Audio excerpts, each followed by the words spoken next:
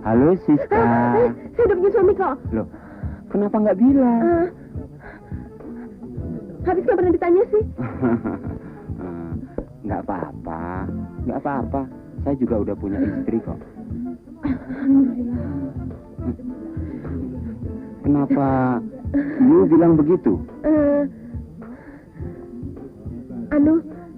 Kita wajib mensyukuri setiap keberuntungan, termasuk juga keberuntungan orang lain. Oh, terima kasih, terima kasih. Gimana soal sponsornya? Oh, tenang, tenang.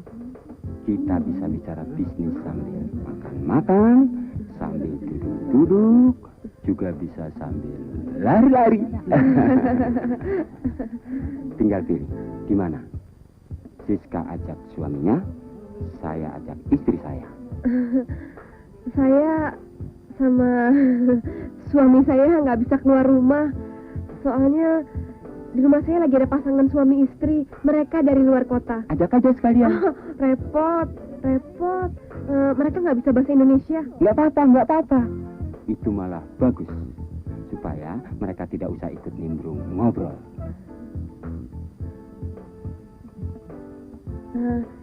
Saya belum cerita ya. Suami saya dengkulnya keselio berat. Jadi nggak bisa jalan kemana-mana. Oke. Kalau kita nggak bisa keluar, biar saya saja yang datang dengan istri saya.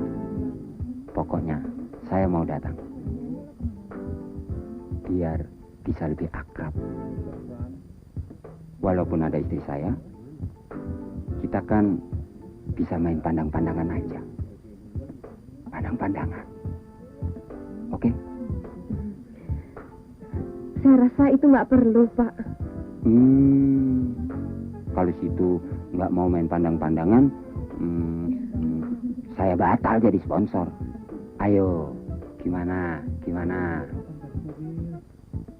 Oke? Tahu nggak?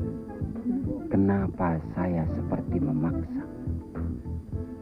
Soalnya saya ingin bergaul lebih dekat dengan wanita yang saya kagumi.